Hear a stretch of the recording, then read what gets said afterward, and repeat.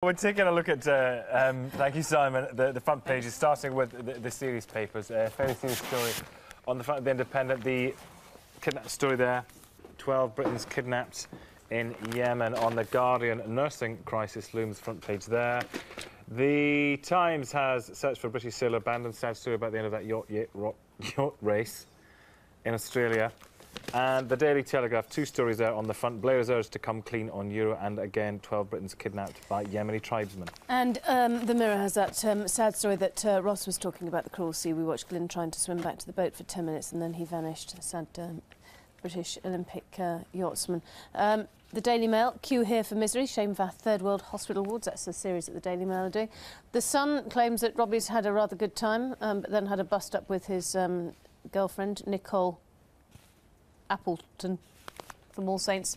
Nicole All Saint. Nicole All Saints from Appleton. Not like the Spice Girls who have handy nicknames we can all remember. You've got people with real names, honestly. Very annoying. And look, Boys Own, apparently they're set to split up. Oh, this is very weak here.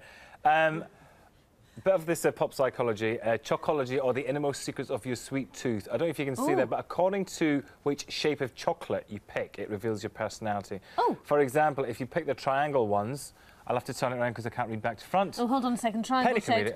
Go-getter with little thought for others. Don't tell me that's your favourite. Well, I have to say, until this article appeared, I didn't know the chocolates came in different shapes. It's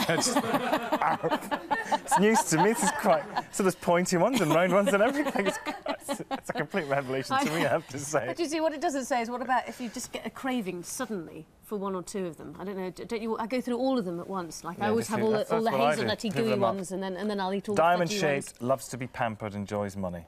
Mm. No, I think... You see, and the purple one, which always gets left at the end. No, I love the purple ones. Purple ones are my faves. Diplomatic... Squidgy with hazelnuts. Diplomatic, cultured and stylish. She read that before she picked it. She read that before she picked it. The producer's saying, for goodness sake, enough chocolates now. Haven't we had enough all Christmas? 6:10 this morning. In a minute, it's time for the news, the weather and the travel. Where you're waking up. But still to come on the News Hour on GMTV with the latest from the 4th Test in Melbourne. And the cheers and tears of this year's World Cup. Relive the memories of France '98 in a few minutes. And with thousands of people suffering from flu this festive season, we've got advice on fighting the bug at 6:25.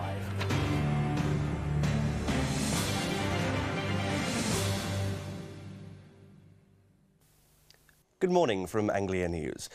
A 51-year-old man charged with the murder of a Norfolk schoolboy will reappear in court this morning. Kevin Roberts, a shopkeeper from the village of Eccles, is charged with killing 12-year-old Thomas Marshall. The youngster's body was found in a lay-by near the A11 at Rowdham Heath 16 months ago. Thomas disappeared after leaving his home at Haysborough in North Norfolk to go for a cycle ride. Kevin Roberts was remanded in custody by magistrates in Great Yarmouth last week. He'll reappear in court later today. Police in Essex believe a 30-year-old man who was fatally stabbed in Colchester knew his attacker. Grant Byram from Wisteria Court in the town was found in a lay-by on Forest Road. He'd been stabbed twice in the chest. He died in hospital.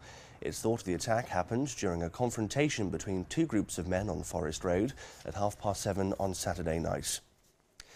The African war orphan Tene Cole, who flew to Norfolk to have a bullet removed from her head, has been reunited with the people who made her survival possible. But the visit was tinged with sadness for the 8-year-old, who's now fled her home as rebels move in on the capital, Freetown.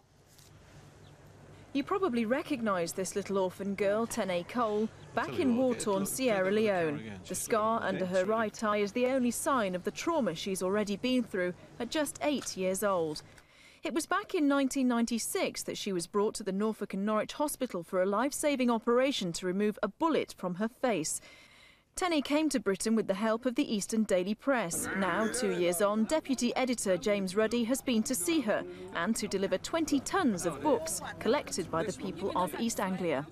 We shook hands, it was quite formal, and we went to a toy stall nearby, and she chose a white rabbit and was very firm about it because she's quite a self-willed little girl, actually, and to survive what she did, she has to be determined. Together they distributed books to one school with 650 children, but not a single book.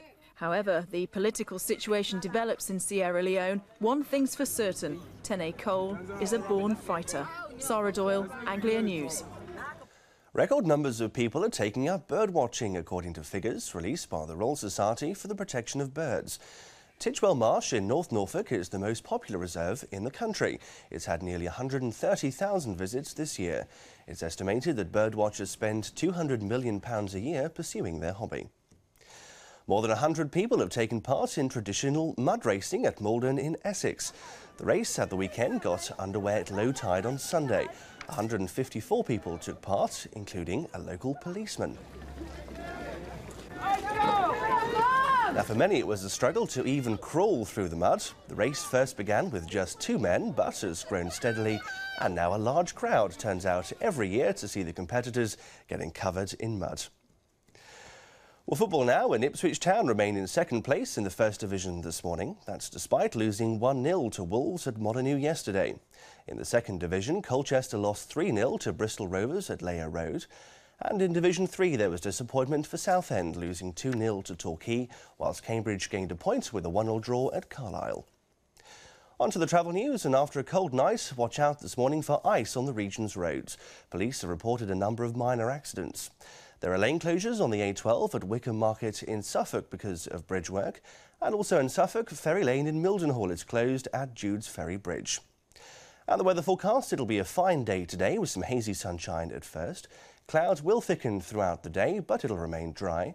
Temperatures will reach 8 degrees. Tonight, it'll be cloudy, but it'll stay fine and dry with a freshening southwesterly wind, and temperatures this evening falling to 5 degrees Celsius.